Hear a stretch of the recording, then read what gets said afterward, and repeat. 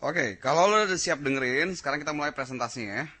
Gue mulai presentasinya untuk jelasin tentang konsep tes seleksi versus tes evaluasi. Jadi gini, tes yang ada itu bisa kita bagi dua secara general, tes seleksi dan tes evaluasi. Tes evaluasi ini biasanya lo cenderungnya lo adepin biasanya sampai kalau lo belum pernah ikut ujian-ujianan mandiri masuk PTN atau apa, kebanyakan adalah tes evaluasi. Tes evaluasi itu tes ya tes blok ya, tes formatif apapun namanya sekarang lah, ujian blok tes apapun gitu ya. Yang ini. Atau UAN.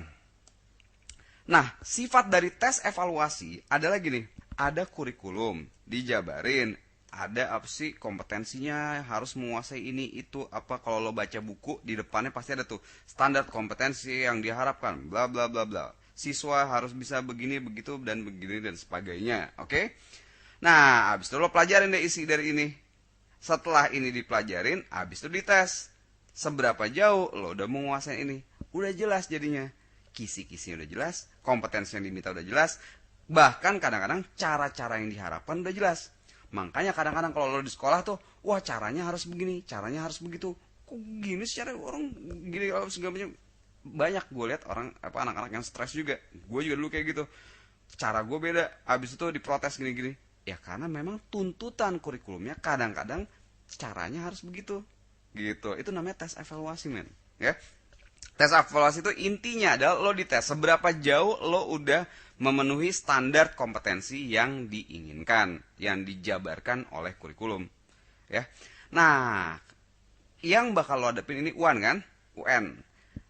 Tes seperti ini, ya, berarti semua orang berharap lo lulus. Semua berkepentingan untuk membuat lo lulus.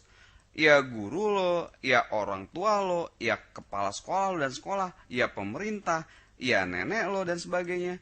Teman-teman lo juga maunya juga lo lulus, kecuali lo dibenci sama orang-orang ya. Tapi semuanya intinya pengen lo lulus. Ya, karena ini gak ada kepentingannya. Andaikan lo nggak lulus, ya banyak yang rugi. Kalau lulus juga kebanyakan nggak ada yang dirugiin karena lo lulus. Karena ini adalah tes evaluasi. Sifatnya biasanya kisi-kisinya udah jelas. Kisi-kisi udah jelas.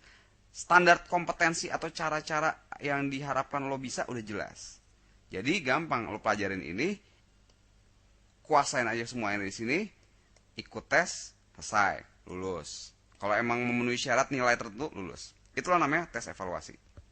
Oke? Nah, sekarang tes ujian masuk PTN, ujian masuk PTN, gue singkatnya UMPTN ya. Ini terdiri dari ujian mandiri, ada SIMAK UI, ada UM-UGM, ada Undip, Unpad, ada Unair, pokoknya ujian mandiri, dan USM-ITB juga ya. Dan juga SNMPTN namanya sekarang, yang di ujung akhirnya. Ini semua termasuk ujian masuk perguruan tinggi ya, gue sebutnya UMPTN ya singkatnya, supaya gampang. Ini kalau gue sebut UMPTN berarti maksud gue semuanya, oke? Nah, UMPTN itu adalah tipe seleksi. Gitu. Tes seleksi ini beda jauh paradigmanya, konsepnya beda jauh men sama tes evaluasi. Tes seleksi itu targetnya adalah ini banyak orang nih, woi mau masuk nih ke perguruan tinggi nih, gaya gitu kan. Nah, ada misalnya kita sebut ada 10.000, yang diterima cuma 1.000. Waduh, gimana nih nggak muat? Oh ya udah kalau gitu kita saring aja lah. Ada penyaringnya di sini gitu. Saringan ini pakai tes. Nah, terus kemudian diperingkat dengan berbagai macam faktor dan variabelnya.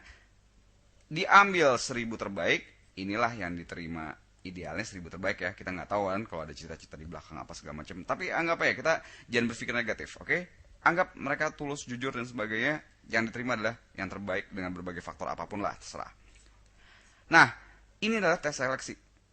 Jadi, tes itu sendiri bukan untuk menguji seberapa lo menguasain sesuatu hal, ya, berapa menguasain lo apa namanya?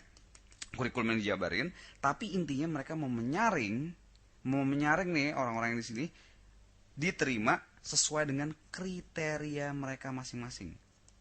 Dan biasanya masing-masing universitas atau PTN punya konsep sendiri, kriteria sendiri tentang seperti apa sih yang mereka butuhkan. ya. Makanya jenis ujian mandiri beda-beda. Ada yang tesnya pakai psikotes, ada yang tesnya pakai TPA TBS, ada yang tesnya murni akademik doang, ada yang bahkan akademiknya nggak ada, cuman murni dengan cara berpikir doang, ya. Itu beda-beda gitu. Nah, secara umum kriteria tuh biasanya pertama potensi yang dites, ya, potensi, dan kedua kemampuannya saat ini, misalnya kemampuan akademisnya. Ya, ingat ya, potensi adalah biasanya yang dites seberapa cerdas nih orang nih, gitu. Atau seberapa kreatif, seberapa cerdas, seberapa daya juangnya lewat psikotes bisa dites apakah dia cocok di sini atau enggak. Akademik, seberapa jauh dasar-dasar akademis yang udah lo kuasain. Ini biasanya tes IQ, TPA, TBS, dan sebagainya. Ini biasanya itu soal matematika dasar, fisika, ekonomi, kimia, dan sebagainya. Oke? Nah, karena sifatnya untuk menyeleksi, maka justru targetnya ini kadang-kadang malah kisi-kisi diumpetin. Sebisa mungkin soal-soalnya malah nggak kelihatan, nggak ketahuan polanya seperti apa. Bebas-bebas aja. Kenapa? Karena mereka nggak mau soal-soal ini nanti diakalin. Ya, jadi maunya soal-soal ini mereka berharap bisa dijadikan alat yang paling ampuh untuk menyaring sesuai dengan kriteria mereka.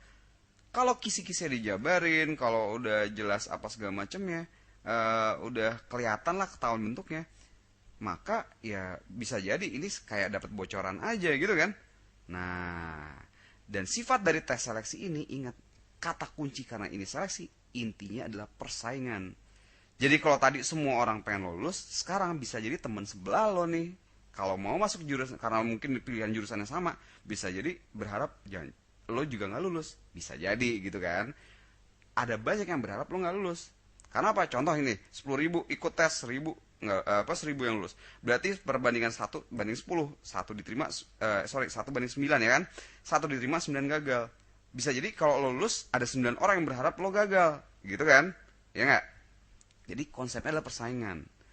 Nah, dengan konsep persaingan tadi, kata kuncinya di sini berarti bukan lagi evaluasi ya, sifatnya, tapi yang paling penting adalah kriterianya. Lo harus tahu kriteria apa yang diharapkan sama rektor-rektor dan sebagainya di PTN-PTN ini, kriterianya apa sih? Gitu. Nah, dari sini ya, dari sini kriteria ini penting nih. Kenapa? Karena lo pikir deh gini. Kebanyakan nawarin, kalau lo juga masih pikir ya udah kita belajar pakai cara cepat. Ngafalin rumus saya kuasain dan sebagainya. Terus kemudian ya pokoknya gaya belajar lo kayak gini. Sekarang, menurut lo, para PTN ini mau nggak nerima orang-orang kayak gini? Berusaha mencari cara singkat, cara cepat, jalur cepat, shortcuts, potong jalan dan sebagainya, cuma ngafal rumus segala macam. Menurut lo gimana? Mereka begini nggak? Nggak kan, ya kan? Jelas-jelas PTN pasti maunya, menurut gue, pasti mereka maunya orang yang kreatif. Mereka mau yang cerdas. Andaikan belajar, mereka nguasain konsep dengan benar. Belajarnya dengan benar. Bukan cuma dengan ngafal rumus, cara, apa segala macam, latihan-latihan. Enggak. Pasti mereka nyari-nyari yang kayak gini. Ya nggak pasti juga, tapi menurut gue besar kemungkinannya mereka mencari orang-orang yang kayak gini. Nah, dengan mencari kayak gini, akhirnya apa? Mereka juga bukan orang-orang bego, gila loh, rektor-rektor ini dan sebagainya, dosen-dosen yang canggih-canggih loh, ya kan? Mereka berusaha membuat soal-soal yang sebisa mungkin menuntut lo untuk bisa berpikir dengan benar, yang menuntut menguasai konsep dengan benar, dan sebagainya. Jadi mereka akan berusaha supaya soal-soal itu nggak diakalin. Ya, soal-soalnya berusaha nggak diakalin. Harus nih kuasain konsep dan segala macam. Ya kayak tadi, ya gue udah ngasih contoh kan. Nah, soal-soal itu banyak gue lihat di UMBUI kemarin, di UMUGM, di model USM ITB, di SNMPTN. Beda modelnya. Zaman sekarang makin lama makin canggih soalnya. Dan zaman sekarang makin lama makin canggih ini, soal-soal itu didesain untuk tidak bisa diakalin lagi. Oke? Sedikit gue cerita tentang sejarah ini ya. Dulu ada UMPTN. UMPTN sampai tahun 98 itu soalnya tuh modelnya gampang, bisa diakalin pakai cara cepat. Karena apa? Karena zaman dulu belum teknik untuk mengakalinnya belum canggih. Tapi mulai 98 mulai nih mereka mengubah soal-soalnya. sampai tahun 2003, 2002, 2003 lah kira-kira ya. Ini soal-soalnya di 98 ke belakang masih gampang diakalin karena belum banyak bimbel. 98 wah bimbel meledak sampai segini nih. Akhirnya banyak cara ngakalin soal. Ya si tesnya juga berevolusi. Mereka wah nggak mau dong diakalin, masa dosen-dosen dari PTN-PTN canggih soalnya bisa diakalin. Wah mikir dong soal yang lebih canggih yang supaya konsepnya harus kuasain gitu kan. Tapi belum semuanya. Nah mulai tahun 2003 2004 mulai nih karena soalnya makin gampang diakalin, lahirlah ujian mandiri. Nah ujian mandiri ini makanya terdiri dari soal-soal ada psikotesnya, ada TPA TBS-nya, ada akademiknya. Kenapa? Supaya sebisa mungkin mereka ada berbagai macam variabel supaya lebih lebih sulit untuk diakalin gitu. Jadi supaya bener-bener nih emang ya yang lolos yang cerdas, yang kreatif, yang bisa berpikir benar dan sebagainya gitu ya. Nah apalagi sekarang nih lo bakal ngadepin tahun 2009 kan. Menurut gue soalnya juga makin sama, tipenya kayak gitu-gitu aja. Jadi ingat, komposisi soal itu biasanya 30% masih gampang lah, bisa. Kalau lo biasa ngafalin rumus, minimal lo bisa nguasain 30%. Tapi 30% berikutnya, 30 sampai 40% berikutnya udah mulai medium, campuran. Mau nggak mau lo harus bisa memikir lah. 30% sisanya, wah ini mulai ajaib. Nah, serius, cobain aja lo kerjaan UMB UI, UMB atau USM ITB, tapi USM soalnya nggak keluar, nggak beredar. Cobain aja kerjain UMGM juga. Lo akan berasain, lo akan mulai ngerasa nih, soalnya mulai agak ribet. Apalagi TPA TBS atau psikotes udah susah diakalin kan. TPA TBS ini soalnya kayaknya gampang kalau lo kerjain ya. Ada kan di situ gue kasih ya oh ya by the way kalau lo belum daftar demo, daftarnya gratis kok. Lo bisa dapet contoh-contoh soal segala macem ya. Lo lihat soalnya kayaknya gampang nih. Tapi coba kerjain. Gue pernah ngasih 10 tes 10 soal ya, tes 10 soal. Gampang-gampang sebenarnya tentang TPA TBS, logika, himpunan dan sebagainya. Tapi yang nilainya 5 ke atas itu cuma 1%. Padahal gampang. Nah ini dia nih, hati-hati jebakan kayak gitu. Dan hati-hati juga soalnya juga banyak di akademik ini, soalnya juga banyak jebakan. Kenapa? Ingat, yang mereka saring adalah mereka-mereka yang cerdas, jeli dan sebagainya. Oke?